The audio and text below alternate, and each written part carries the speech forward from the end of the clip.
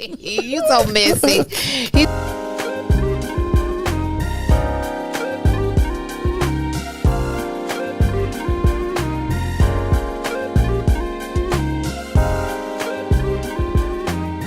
Oh, look at it. Whoa. Yo, what up? What's poppin'? What's going on? What's going on, y'all? We are back. We are back in the building once again here at Sacred Stone Studios. This is Shift Real Talk Podcast, where we talk about real love, life, and relationships. And we keep it funky. We keep it honest. We talk a lot of shift. And we can back it up. And we can back it up. And it's better to be sacred than to be still. Okay. Okay. You know, hey, I guess. a little slogan for Sacred Stones. Oh, okay. Gotcha. Sacred Stone. Gotcha. Okay, so y'all listen, today we are talking about I guess it's a continuation. Lately we've been talking about parents, forgiving our parents, and I guess that's the vein that we're in right now. Because in order to have any healthy relationship in adulthood, you must first go back and check out our childhood and heal from a lot of the things that we saw growing up, a lot of the things we experienced growing up. So today's topic is really a fireball, as usual. It's called the parent wound. Ooh. The parent wound. How our childhood affects how our childhood hurt, how it affects our adult life. Like some of the stuff that you think is your spouse's fault or the person you're in a relationship fault really stems from the parent wound. So let's talk about it. You know, a lot of us, and I say us, and I say that, I don't say that lightly.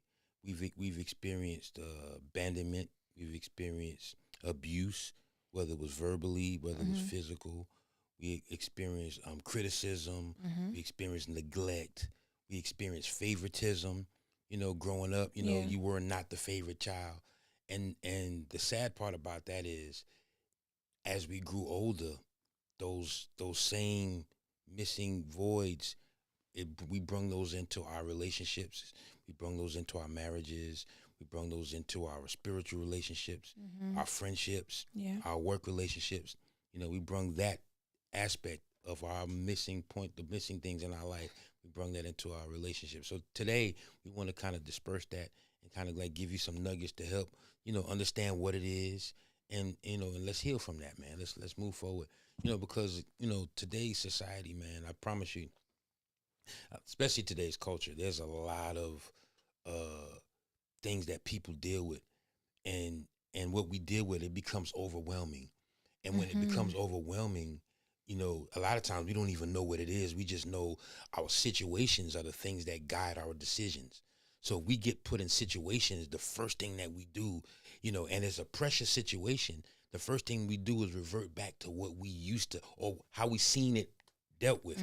Or the first thing we revert to is, how this handled, or how I seen this handle. And we make decisions according to how we feel, and not make great decisions when it comes to dealing with certain situations because of how we feel and how we saw it handled. And we want to be able to make, better decisions, handle things better, and I'm a living witness, because I used to handle things angrily, very angrily, because not knowing that I didn't even realize how angry I was, because things were, and it wouldn't even be things that would cause me to be angry. But if it was a situation that I felt like I wasn't even ready to deal with, my way to push it off or to cope with it is to deal with it angrily. And that anger would really shut it down, and I won't have to deal with it right away. So, that, Wow. Yeah. That is a level of transparency. That was very transparent. Yeah. Because oftentimes people don't think that. But let me ask you this question. We're talking about the parent wound, right? Do you think that the reason why you handled things angrily was because that's what you saw? That's what I saw. Absolutely. That's what I saw. And because I saw it growing up, that's what I felt that's what I thought would handle the situation, because I actually saw that when I growing up. I saw things handled very angrily, very How upset. okay, so how did you handle like when things were happening in your household that were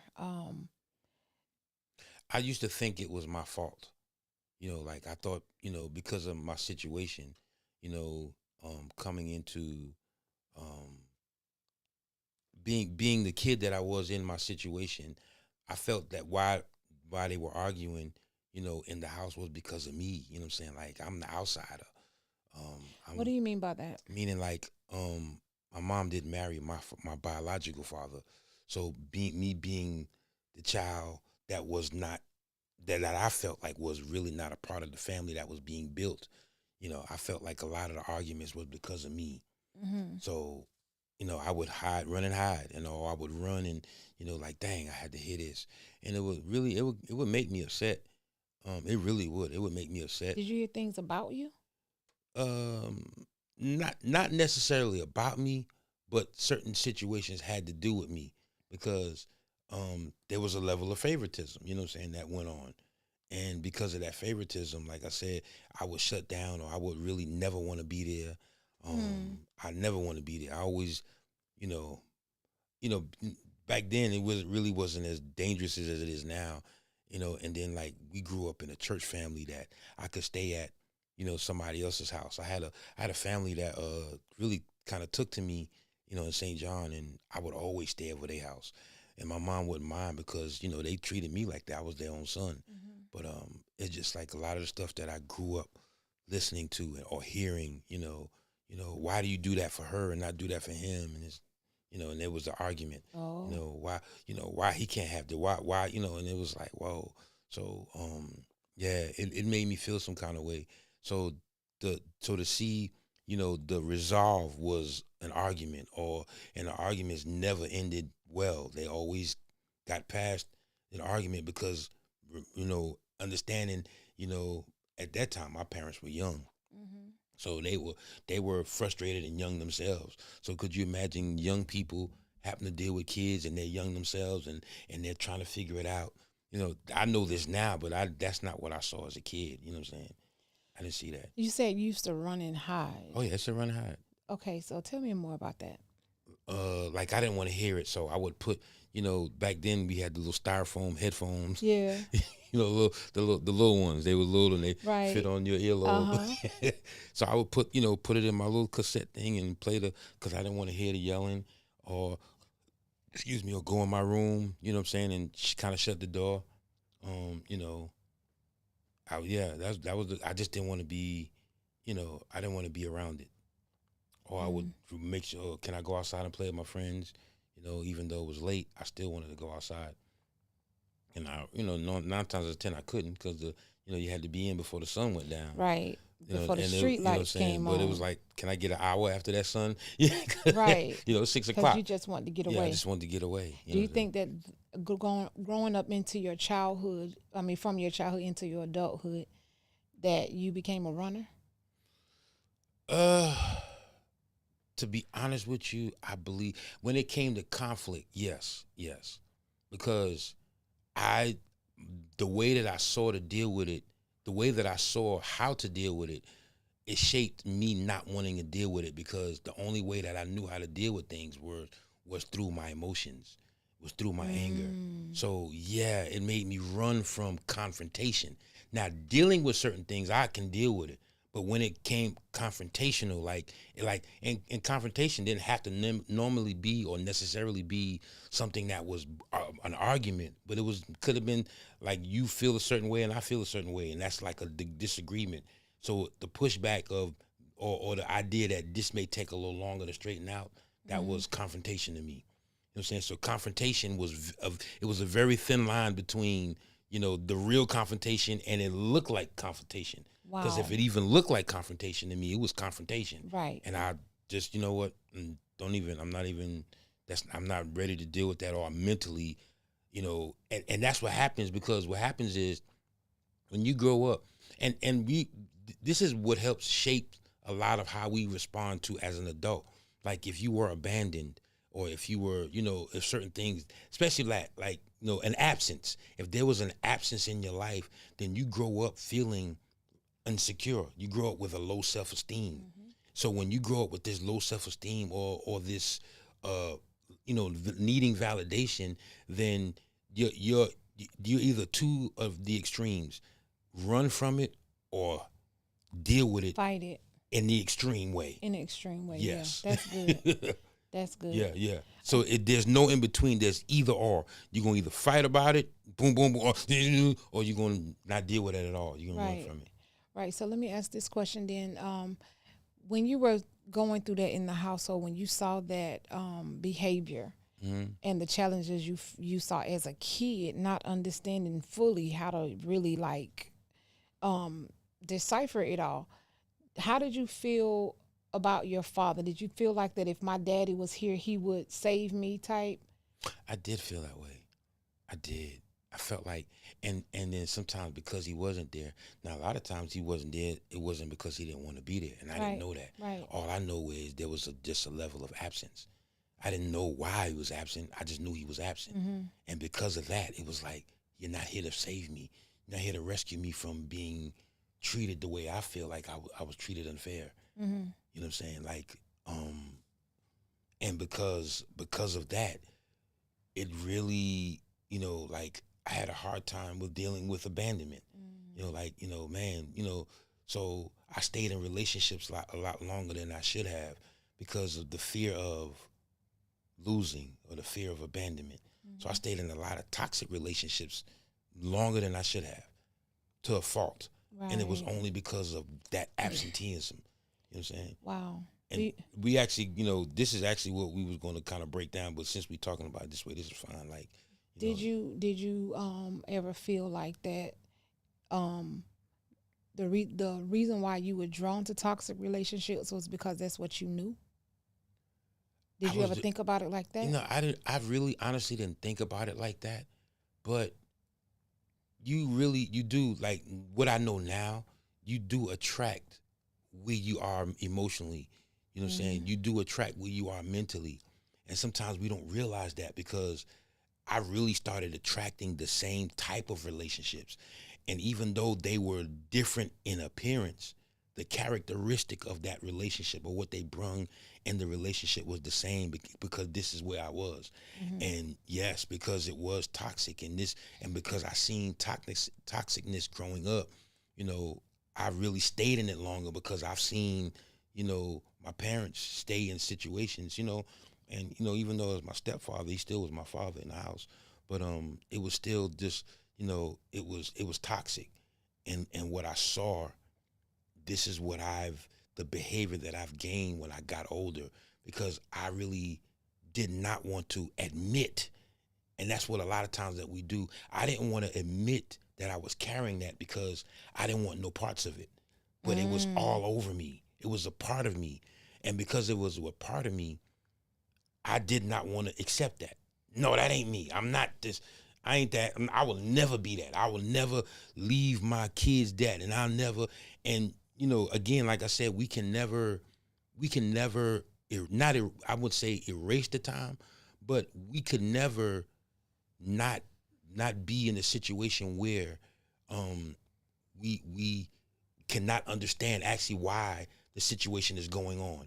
You know what I'm saying? Because sometimes I didn't understand that. Can you repeat that? I'm because I got 9 thoughts in my head. So the thing is, like, let me explain that.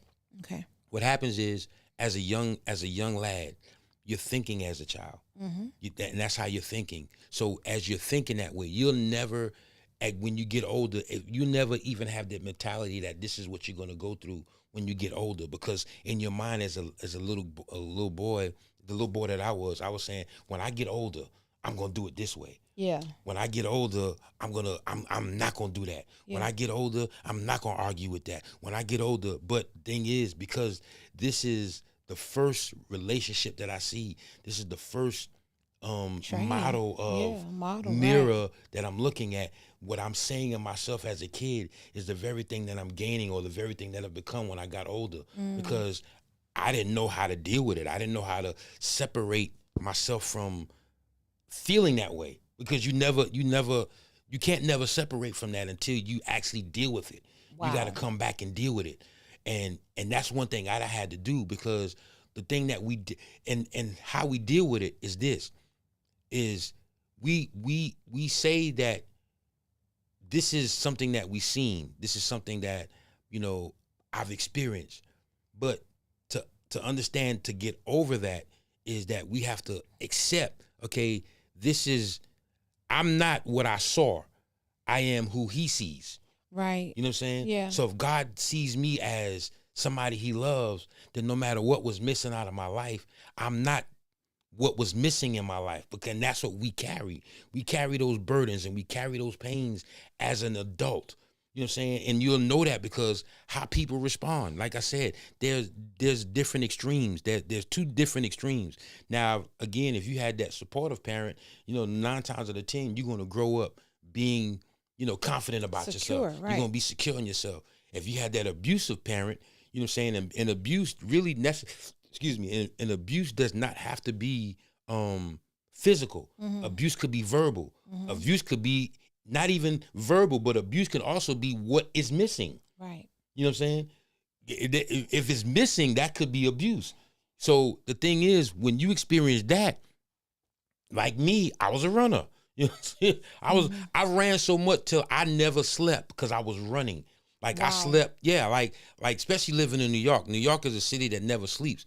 And I fit right in because I couldn't sleep. Because if I slept, then it would actually make me really have to deal with those thoughts. And I didn't want to deal with those thoughts.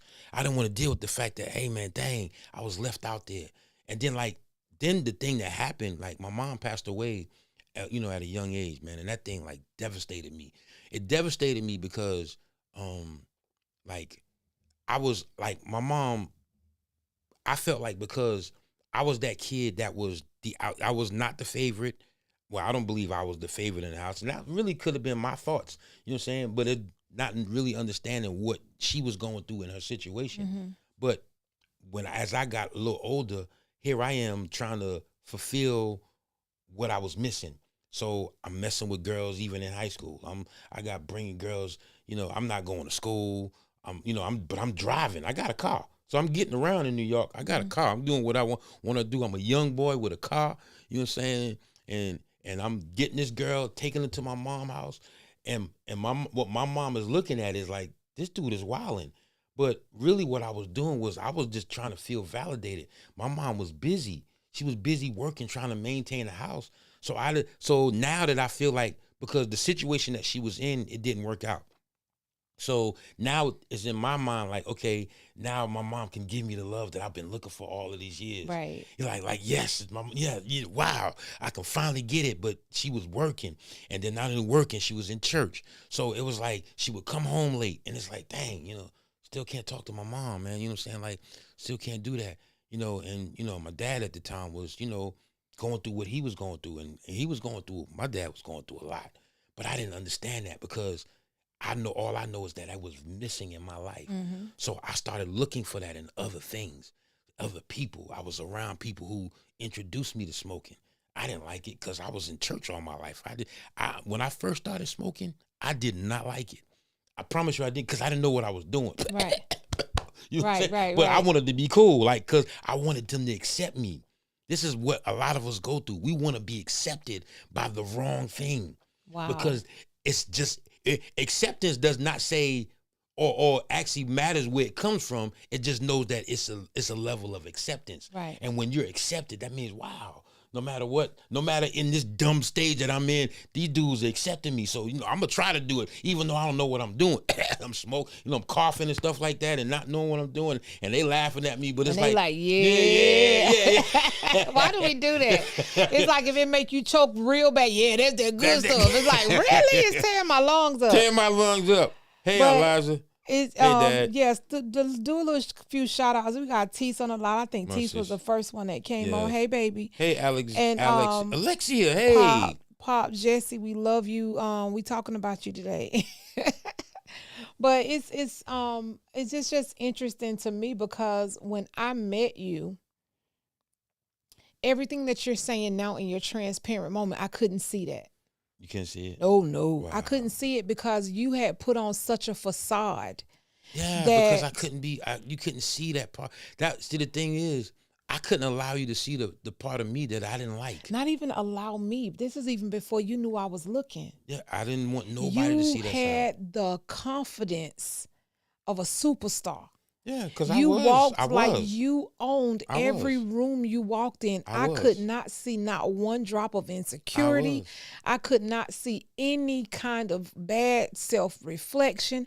I couldn't see any of that because the way you carried yourself was like you called yourself out. I'm Jesse Moore, first and last name. Yeah, look what I was allowed to do. I was a young dude and I was touring the world. I was playing with Intro. I played with Joe. You know what I'm saying? I'm doing some things that like wow at a young age I'm doing some You things. So of finally course accepted yeah, and I'm accepted at what I like to do. So yeah, because you're good at yeah, it. I'm good at it. You know what I'm saying? Like I'm producing with Intro. Like man, you know what I'm saying? I'm writing songs for them and I'm doing this and I'm writing songs in the studio now. You know what I'm saying? I'm playing for one of the biggest churches in Atlanta. I mean in New York, Allen A&Me. I'm over there. I'm the minister of music. I'm doing my thing. So it's like yeah, And I'm all Jesse the girls Moore. was coming And after you. all the girls was coming, all of So them, you and I was was like, you so it had was all like, the validation yeah, on the I outside. had all the validation on the outside, but in the inside, I was toe up. And I did not know that. I was toe up on the inside. So when I we was got hurting. married and I started seeing the cracks in the Yeah, flaws, and the thing was, the crazy part was, I mean, not to cut you off. I'm sorry. but you did. I'm sorry, but Go ahead. the crazy part about that was, it was like, it got to the point where I was so, I was so getting what I needed. I didn't think about who I was hurting while I was getting what I was needing. Right, Because right, all it was about was me getting what I needed. right. Yeah, yeah, Because yeah. I can't lie, it was a couple of good girls that I really messed over. I did. But I Yeah. didn't see, because it was like she's giving me, and they would give me everything that I want. Uh-huh. They gave me everything. It was Yeah. like, "Psh, what you need? You know what I'm saying? Financially, you know what I'm saying? I had my own place. I had girls paying my rent. I had my own car. I had girls paying my insurance. You know what I'm saying? But it was me being selfish. Mm-hmm. Get some of that water. It was me being selfish because it was like I didn't think about that. Wow. You speaking for a lot of guys out there who Yes. refuse to be transparent about like that real feeling that they go through because what everybody wants to show is the facade. But Yeah. when you get married and you become an adult and you live in that adult life, the partner that you live with, the one that you're in covenant with, is going to see all the flaws. And that's why we need to give each other more grace because we really understand, like, this is my first time truly hearing you talk about the internal war that you was going through. Yeah. I didn't know that you felt like the outsider in the house. I mean, you would think that it's possible because you were from Pop Jesse and then your sisters were from Pop Joe. So the household was mommy, Papa Joe, the two girls, and then you. That's why I never understood why I didn't see you in pictures. I never understood why it just seemed like you Because was I was always the always one. gone. Yeah. I developed the mentality to be gone. Even like when my family came together to have family time, I Ooh, was this is never making there. so much sense. I was never there. I was gone. Because it was like, I didn't feel accepted. That's crazy. This You makes write on so lives much of sense. off just for acceptance. And I didn't feel accepted. People don't realize how far you will go to be accepted. Mm-hmm. Acceptance is very, very important in the life of human beings. Mm-hmm. And we do not know the lengths that we would go. And that's why it's important that when you know the story behind who it is that you're dating, that's why you have to date, which means collect data. Okay. That's right. So when you do that, and you really truly get to know the person, I think the thing that started to heal you from your childhood, because when we got into the relationship, all of that was there. All of that was there. You were a runner. You were angry, and you handled a lot of things in anger. Mm-hmm. You anything was confrontation. Even though I'm like, whoa, what Yeah. was that about? I got a brother. Hold on, babe. I'm Hold sorry. on. Okay. So basically when you get married and you see all of that, That's why we have to start giving our people, the people that we love, more grace, because the only way to heal and make a child safe, that inner child safe, is to show them that the place that they're in now, they no longer have to fight. They're no longer insecure. They have a safety there. And that's, I believe, the most valuable thing that we had in our marriage, because we're in our friendship first, because we were friends. And then in being friends, it turned into, eventually over time, a deeper relationship. But you had, I was determined. I'm just like that though. I want people to be the best. So God gave me the gift of exhortation. So I'm going to encourage you, and I'm going to help you understand what's really truly in you. So God gave me, through my mom's teaching. Now we talking about parents, the wound of a parent. Well, my mom taught us she did not allow us to disrespect my dad, period. Even if he was wrong, she did never allow us to disrespect my dad. We had to honor him. And that's what I believe I have in my marriage, just by way of my parents teaching me.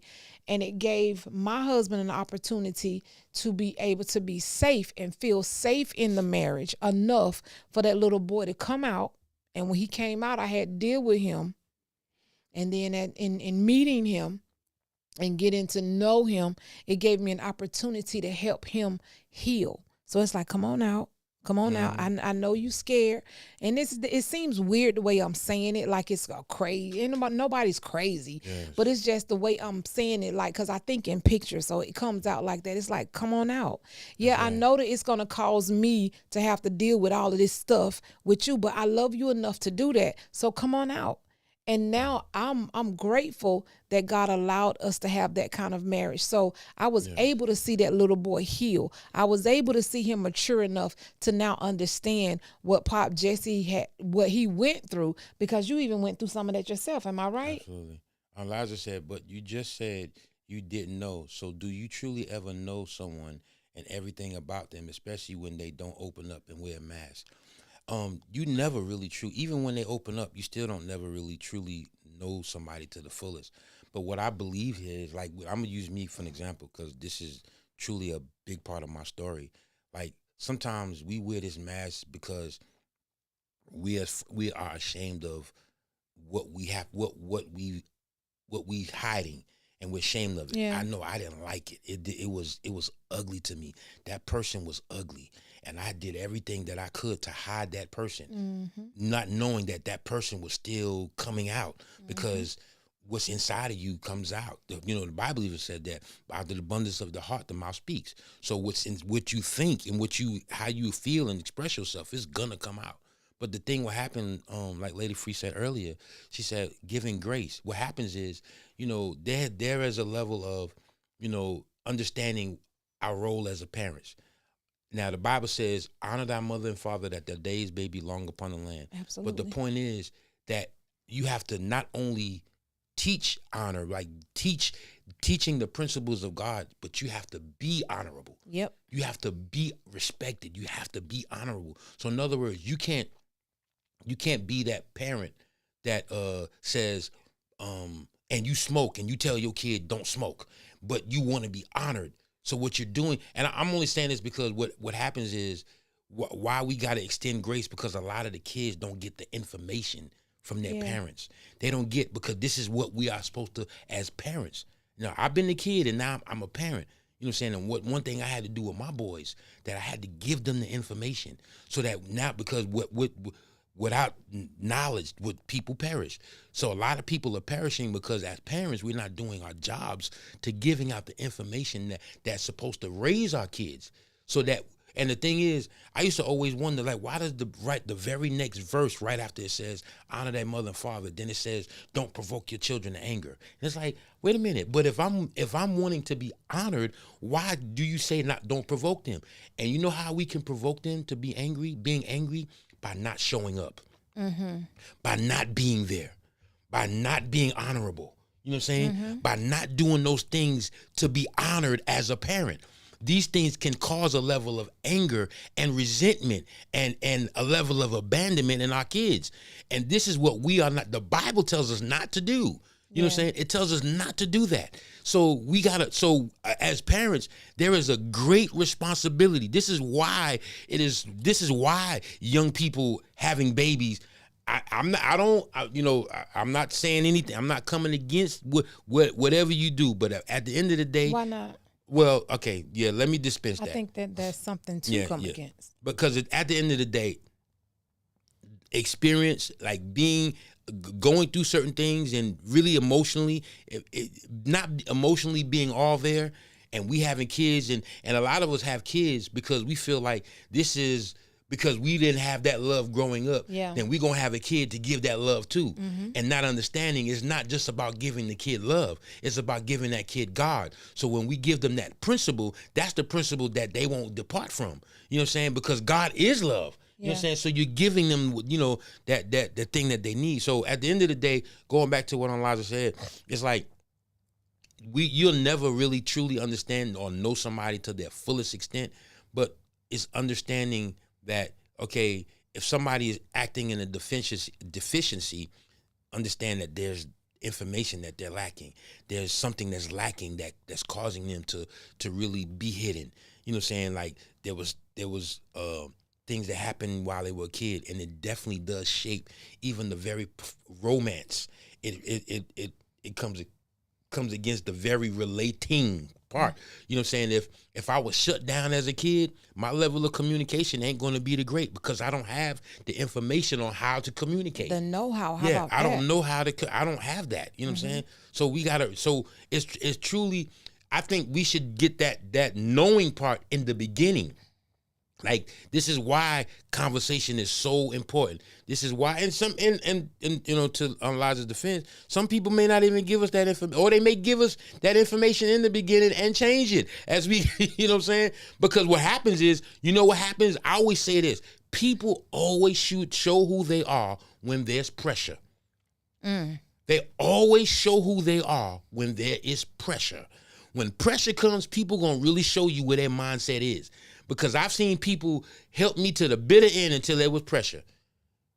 And some of the pressure that I may have caused, because like I said, but it was me being selfish, but I wasn't being selfish deliberately. I was like, oh, thank you. Autopilot. Yes, it was That like, was selfish. Was your autopilot Yes. button? yes, absolutely. But let me say this too about what Aunt Liza said.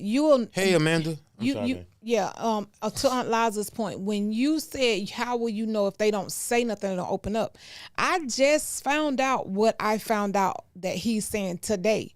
We are going to be married July the 2nd, 10 years. He has changed a lot throughout the marriage without me knowing some of this stuff because God don't need me to know. He just need me to come to him about his son and say, hey, this is what I noticed about him. Help me to understand how to navigate.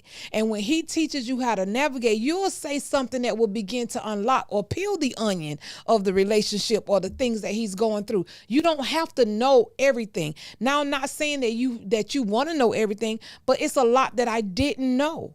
And what sometimes we do too, when we going through and hurt on top of hurt on top of hurt, it causes us not to desire to see anymore. And when we no longer desire to see how to be the helpmate to that man or vice versa, then we have at that point given up hope. And without hope, there is no faith. And without faith, it is impossible to please God.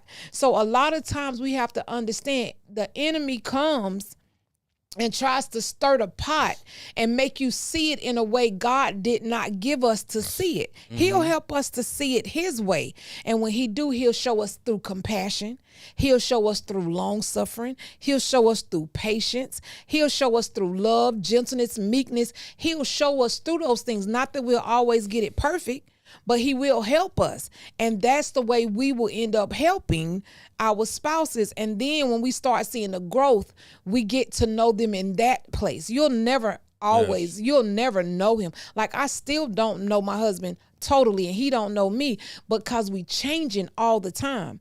The man he was then, he's not even that guy no more. So if someone wants to come to him now and say, hey, you did this and remember, and he'll probably be like, I don't even know that dude no more. Like, I don't even really know what you're talking about. Because when God heals you, Just like he throws it in the sea of forgiveness, he don't let you waddle in what he's healed you from. So you have to learn people daily. You have to learn them through the seasons that they're in. And this is another season, but it makes a lot of sense. Absolutely. Hey, Mama Annie, you've been missing Mama in Annie been action. on live, honey. I've been seeing her all on live. We miss you. We need to call you, okay? Because we haven't talked to you in 2 months, Mama. Okay. With that being said, let me ask y'all a question. I hear, y'all know we talking about the parent wound, and we some of us grow up with these wounds. We grow up with these wounds, but I have a question. How does forgiveness look like when the wound is that deep? What does forgiveness look like when the wound is deep? Yes, when the wound is deep. When the wound is deep, what does it look like? Because what happens is, let me tell you what happened. What happens is we spend our whole life trying to find what was missing in our life, and we go looking at it in all the wrong places, and a lot of us. Let me use me. I ain't gonna say a lot of us. We talking about me. I'm being transparent. One thing that I spent years, when I say years, looking for what I did not have. And because I looked, I found. I found what I was looking for. And I thought it was what I needed, but it only see, and what we don't even realize is that the enemy understands where we're weak at. And he'll parade whatever is you're weak at, he'll parade that thing right in front of your face. And he'll give it to you. And you'll swear down, this is what I need. You swear down is God. And you'll sweat, whoa, like, man, this was easy. I didn't even have to work for this. So is it safe to, you say you went looking for what you didn't have and what you felt like you needed and you found it. Is it safe to say you found more of what you already had?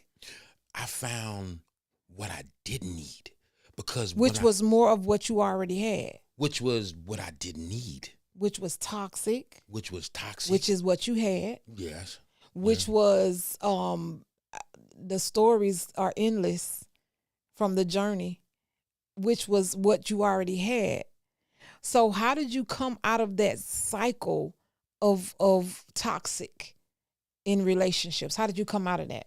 I had to see myself how God saw me. Okay, I'm sorry. Let's go back to your other question before we go into that. You said, what does forgiveness look like when the wound is that deep? It looks like one step at a time. It looks like God opening your eyes to see it differently. You will never be able to truly forgive someone who hurt you deep until God shows you how to see them differently, how to see the situation, like how to see a painful situation in as it pertains to purpose, how to see a real bad experience as it pertains to a story that you're going to have to tell somebody to help somebody who's going through that same bad experience. Like, we go through a lot of things in life and we see it as what someone did to us, and they did. But we might want to start thinking, wow, why did God allow that to happen to me? And sometimes you'll find your purpose in your pain. For I would say 90% of the time, you'll find your purpose in your pain. And once you see purpose in what you went through and the people that God have placed to help, for you to help, absolutely, then you'll understand and you'll be able to forgive, especially if you understand, open your eyes enough to understand the story as to why the wound was so deep. I'm going to answer it too, but let me read what Patricia wrote. She said, it hurts. She said, that's hurt. You have to ask, you have to ask a lot to help you win in it. I may need counseling. Okay, say that again. You have to ask for a lot of help while you're in it. I may need counseling. And Liza said, I understand what you're saying, but please make no mistake about nothing I've done or said. I know where God has brought me through and where he's taken me. I raised 6 sons without their dad being present, not because they couldn't, but because they chose to. I see the hurt of my sons one of their dad is fighting for his life right now. So how do I help them navigate this situation? Amen. Let You me said, answer. how do you help them navigate? Yeah, that's what Elijah said. You got you gonna answer that? Well, let me answer the question first before I come to Elijah. Because remember, this is me being transparent. Mm-hmm. You know, like, so when it comes to actually forgiving, especially with that, we're gonna come back to you, Elijah. Okay, I just wanted to answer this question. When it comes to like forgiving while the wound is deep, it's realizing that our parents are human, Mm. and the only person who is perfect is God. Mm. So that means man will fail. He will fail. God never fails. So we have Amen. to realize first and foremost that they are human. They make mistakes, and Yeah. some of them, I witnessed that. I believe that. No, I ain't gonna say I was a mistake. I was an oops. you know, You was an OPP. yeah. I was a OPP. I was. But look what God did through that, because all things work together. But again, to Elijah, to help, keep them covered in prayer. Keep your sons covered, And you a praying woman. You know the word. You know the word. You know God, and when we can't do it, our job is to direct them to God, the one who can heal them in this situation. And we have to trust God's plan, and our prayers definitely will be for his dad, that God's perfect will be done in his life. So, only thing that we can say to you when it comes to that is helping him navigate. Just pray with him, keep him covered in prayer. You know what I'm saying? Keep him covered. Be the woman that you are. You a praying woman. You know what, too, on Liza? Another thing I just thought about was everybody's situation is so different, and I could tell you, I could give you all kind of advice as to how you should deal with and help them navigate. But I remember when I was going through so many different challenges in my life, everybody had what they felt like was the right answer for me, Mm-hmm. and it wasn't that they were trying to give me wrong information. It was just that it wasn't what I needed, because God was trying to get me to come to him directly. Mm-hmm. He said, I died for this direct message. I died for this so that you can come straight to me. I Mm-hmm. didn't know how to navigate being homeless in Atlanta when I was. I did not know how to navigate the nights I did not know where I was going to sleep. I did not know how to navigate being in a relationship. I did not know how to navigate being in a marriage. I didn't even know how to navigate being 17 years old, having a child. I didn't know how to navigate any of those situations. But you knew how to navigate. However, I did know how to go to God. My mom I used to get so frustrated with her when I would ask her, Mom, what should I do about this? Or serious stuff growing up in my life. Just, I want to know what should I do? And she would say, I don't know what you should do. Just pray and ask the Lord to help you. It used to aggravate me so bad, because it was like, I want my mom, as my mom, give me some mom advice. But she did the right thing. She sent me straight to the one that knew, that the man with the master plan. So to navigate, anytime there's a navigation, you got to go to the captain.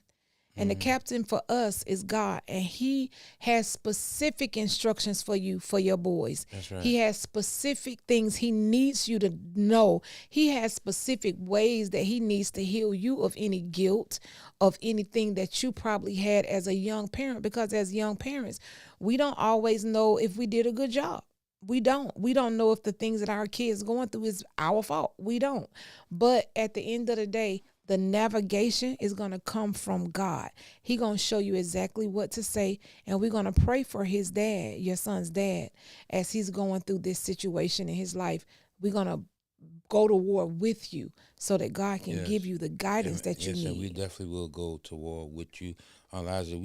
She said, thank you, Elijah. She said, no, you were purposefully made. Thank you, Elijah. Absolutely. What I want to say to you, Elijah, we had the privilege of meeting your sons at your birthday party, and Mm-hmm. they give you the utmost respect. You know what I'm saying? So that tells me that you've done a great job raising your sons, no matter what the situation was, because Mm-hmm. they gave you the utmost respect. So I Yeah. just say you continue to be that guidance for them. Continue to be that anchor, and continue to be that woman of God that you are for your sons Absolutely. that need your presence right now. Yeah. Because sometimes we are the only God that people will ever see. Sometimes we're the only Bible that the people will read Yeah. just from our life, just how we live. So you just keep being that Bible. You just keep being that Yeah. woman of God you are for them. And one thing we have to do, I don't know, Lady Free need to say something, but one thing that is so important, that a lot of times when we are dealing with certain situations from our parents, we got to realize that we can't hold them to our level of expectation. You know what I'm saying? Because, you know, like Elijah said, we are perfectly and wonderfully made, and Mm-hmm. everybody has their own purpose, and everybody has their, why they were created, why they Mm-hmm. were made. You know what I'm saying? So because of that, sometimes when we have our own purpose, then what we do is we hold people to the expectation of what we think that they should be doing, instead of really understanding, who they are, what they went through, Mm-hmm. why they went through it. You know what I'm saying? And everything that happens to us it doesn't happen to us to destroy us. It No. happens to us to build us. These our trials come to make us strong. So when we can take a different attitude and a different mindset to even the absence, because like I said, sometimes, a lot of times my dad was not there, but not because he didn't want to be. And I realized that when I had the situation happen to me. You know what I'm saying? There's situations where I'm dealing with now, and it ain't that I don't want to be there, but I'm not allowed. And I understand that. But my thing now is I'm not going to deal with it angrily, because I had to deal with that anger. All I'm doing is stand on my knees and saying, Lord, you fix the situation. Lord, you protect the situation. Because at the end of the day, there's really nothing that I could do but really trust God that He's gonna fix it, because I desire to be there. Mm. I'm not that dad that don't want to be in none of my kids' life, and I thank God that the majority of my kids, they look up to me, and crazy part is a lot of them even see what you'll be surprised that your kids really see what you go through.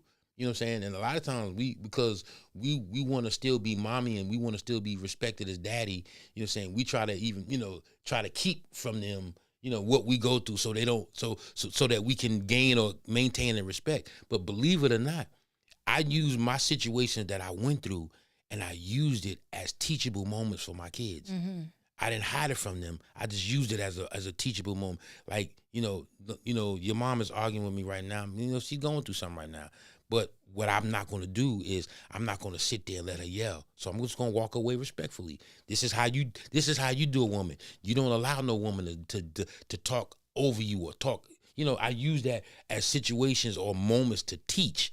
And this is the information that we gotta give our kids. Mm-hmm. What the first thing that we do is we going off, and we don't give them the information. So they're standing there like, Yeah. okay, you handle it like that. This is what I see. I'm gonna handle it like that when I get in a Yeah. situation, and I Yeah. did not want. You know what I'm saying? Yeah. So that's important. And another thing I was thinking too, like you said, growing up when you were in the household. Mama Pearly. Okay, you gonna stop doing that. I'm sorry, I didn't see Mama Pearly in a minute, but it's good. Hey, Mama Pearly, I was gonna acknowledge you. That's what I was Okay, I'm saying sorry. when All right. that's what I was My gonna say bad. earlier. But I did have a thought. When you were growing up in the household and the way you wanted dad to be there to save you, and it's like when he wasn't there, because in your mind you had a story that you would tell yourself about your dad, correct? Mm-hmm. And so when he wasn't there to fulfill the character in your story, then you was upset, not with him as much as with the fact that he did not come to save you. Mm-hmm. So when we have to be careful as moms when we turn our children against their father, or when we give the child too much information about the boyfriend instead of the father. We have to break that category up, Yes. because just because he wasn't a good husband doesn't mean he's not going to be a good father, or just because he wasn't a good boyfriend doesn't mean he's not going to be a good father to his son. Absolutely. So but that son at the same time is going to still have his own story and narrative that he tells himself about his dad. Mm-hmm. And when his dad is constantly being ripped apart without him having the sight on his dad to actually see his dad do these things, then what we do is we manipulate that child's mind into believing what we want them to believe about the person God told them to honor so that his day will be long. And we do them a disservice when we do that. So if there's anybody out there right now who is keeping their children away from the father because of anger, then I urge you right now to change your posture, because if you continue, what you're doing is you're just taking their innocence away. And especially if it's a young boy, he's going to start seeing his father in him, and everything you said about his father, he's going to take it on as his own. That's a wound as well. That's a parent wound. And then the girls, we love our fathers, but when we see our fathers in the way our mothers see them when she's angry with him because the relationship didn't work out, the relationship, let me say it like correctly, didn't work out, then what happens is we start dating men to correct the behavior that we did not see corrected in the household, and we end up messing around with dudes who end up being like the man that my mama said my daddy was, and then come to find out later that's not even the man my father was. Mm-hmm. So we have to be really careful that we don't wound our kids or put them in situations where they're in harm's way by the people that you allow to babysit them or keep them, or the children you allow to be friends with them. We have to start teaching and training our children again that they don't need to be around certain people. It's okay to tell them no, because if I care about you and I love you, I'm not going to just let you walk into the lion's den and get devoured just because I don't want you to feel like I'm taking your choices away. You don't have a choice yet until I train you up in the way you should go. Wow. So Elijah said he had an aneurysm. Wow. Oh, we definitely gonna be praying for him. Absolutely. Oh, we definitely gonna be. Patricia said, I learned you don't have to say anything bad about the other parent, because as the children get older, they will see it for themselves. That's right. That's true. I'm a That's living true. witness of that, because I refused to say anything about my son's father negatively to him. My desire, even though it was times, I'm young, so it was times I wanted to, but my mom and my dad taught me not to do that. Yeah. And I refused to do that. And because I refused to do that, right now, my son and his father have a great relationship, and he sees his dad for the man that he is. It's like man to man now. And no, his dad doesn't do everything perfectly. Who does? But at the same time, though, he doesn't hold a grudge against his dad about the life that he didn't have with his dad, because even though his dad wasn't there as much, I had a part to play in his dad not being there as much as well. So we have to actually take responsibility for the fact that we created a situation that caused him to be lacking. But one thing I did when I read the Bible to my son, and it said, my son, hear the words of your father, I would always say, TJ, you see right there? God is calling you his son. So even though your dad, your physical dad, is not here, God is always here. He's your father. He's a father to those who don't have the father. So I would constantly be telling, when I would read, it says, my son, whenever you hear that, TJ, just know he's talking about you. You always gonna have a father. You know what I respected about you? What's that? Because one thing you did not do is you didn't put your emotions and how you felt on TJ. Mm-mm. So he grew up not having those emotions. Because what happens is, as parents, not just parents, but parents that are bitter with the spouse or the partner that they had the kid with, if it doesn't work out, 9 times out of 10, the parent becomes angry, and that anger is dispersed out on the kids. Mm-hmm. So you're sharing your emotions with that kid, and what happens with that kid, they develop those emotions that were yours, not the kids. So the kids are, because this is the thing that's in their ear, they're believing this, and this is what they know. So that so they don't even have an opportunity to develop their own thought or their own level of thinking, because they are dealing with your level of thinking, and it's unfair to the kids. But one thing you did not do is you didn't give your emotions on him. You totally hid all of that from him. So when he grew up, he was not only given the opportunity to grow up and be the man that you know, and I've never seen this happen, for a woman to raise a man that is really about his business right. I've never seen that is a rarity. I ain't gonna say rare because Liza on here, and she got boys that I'm sure she did great raising. So they're a very. But you just saying you didn't see it. I didn't. No, yeah, I'm saying I didn't see it because it was like they dealt with the emotions, and you know what I'm saying. And yeah, that's what you saw. that's what I Right, saw. right, So right. it was. But there are some women out there. Like I said, we got some online. You know, Lady Free did it with her son, and I seen it. And he's an awesome young man today. You know what I'm saying? He literally doing what she taught him to do. When you get older, you take care of your mama. You do this, and that's what he does. And I don't stop him. You know what I'm saying? Like, you know, but he doesn't, you know, he does it very respectfully, but he's an awesome young man. And to still be able to have that relationship with his father, even in his father's weaknesses, even in his father's deficiencies, he doesn't look at that as, he looks at it as, you know what, I'm still gonna be who I am, and he was allowed to have that opinion or that thought on his own, and you didn't do that, so I respect that. Because I love him too much Yes. to mess him up, and that's the whole point we don't see. I love him too much to mess him up. Because if I put my emotions on my son is going to have to decipher my emotions that I don't even know how to deal with well. On top of the emotions, he's going to eventually have himself.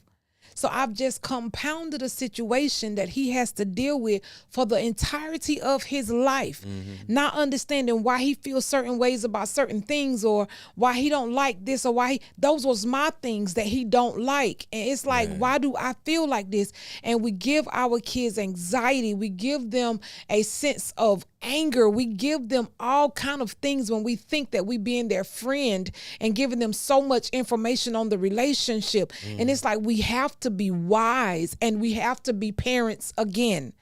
It's okay. I saw this video on live, right? It was this video, and I don't remember the lady name. She does comedy, but she was the grandma in this skit. And she went outside. She was picking the switches off the tree. And I remember those days. And she tied the two switches together. And she went in the house because the child had got suspended from school. She said, you know you was wrong for what you did. She was like, yes, ma'am. She said, I don't want to do this. But you know I got to go ahead and handle it because actions have consequences. She said, yes, ma'am. Then it cut to the grandma coming out the room. All you heard was a little girl whimpering. And she said, all right, now go in that bathroom and clean your face up and come on in here and get something to eat. I loved it because there was no abnormal abuse. There was none of that. There was love. There was discipline. And what we've done was we've gone to the extreme and taken it totally out.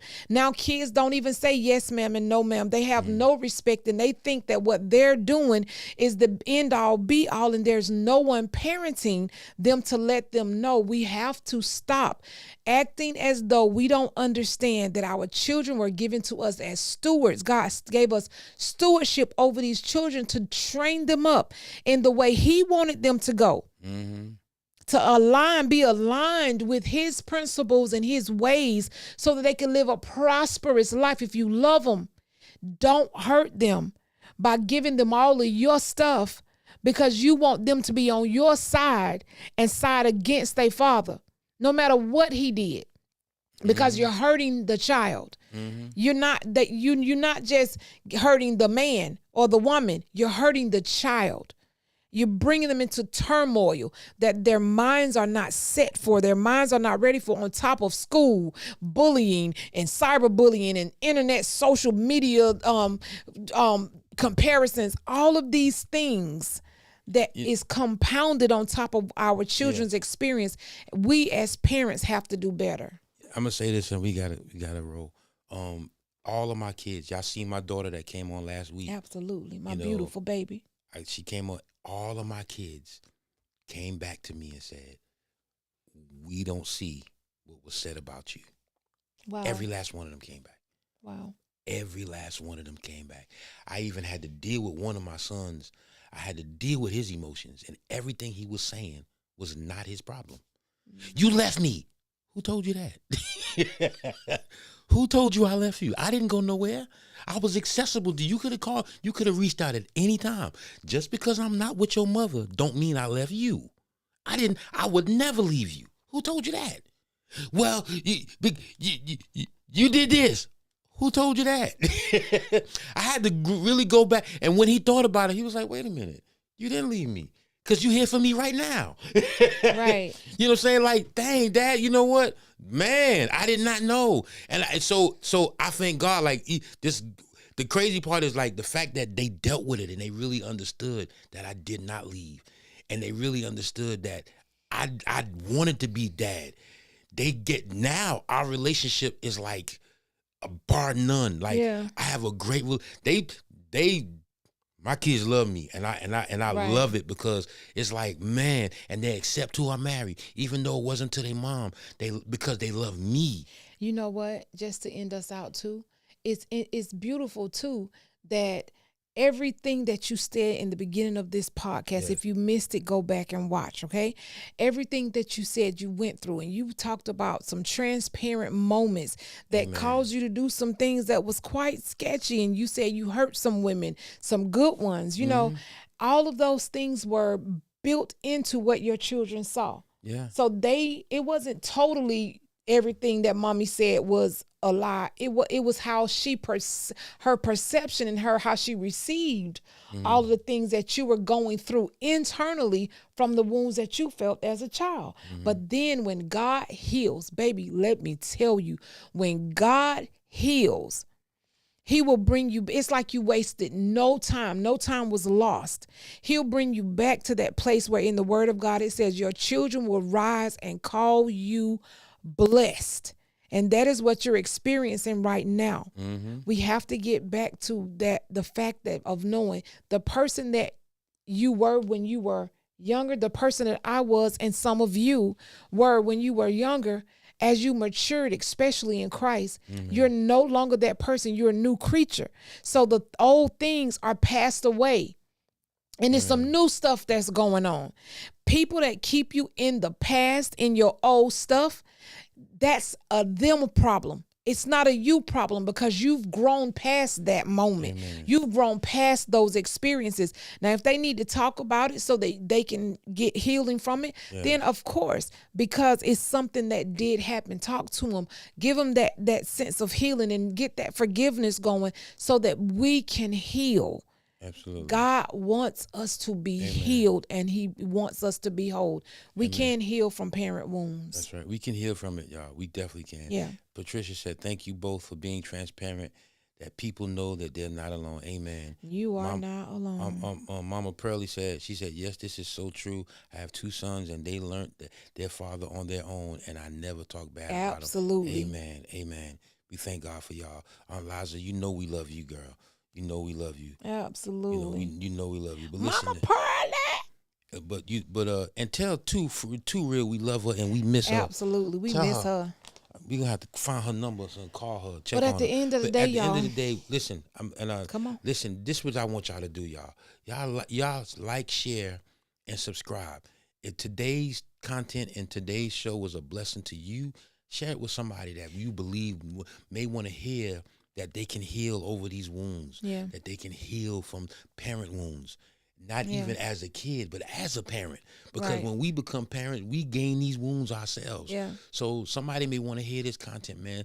Like, share, subscribe. We are on all social media platforms. All social media platforms. Let them know, hey, I met a man who has some deep parent wounds. And the way we see him now and what God has done in his life, it can happen to you. It can happen. I got a good man.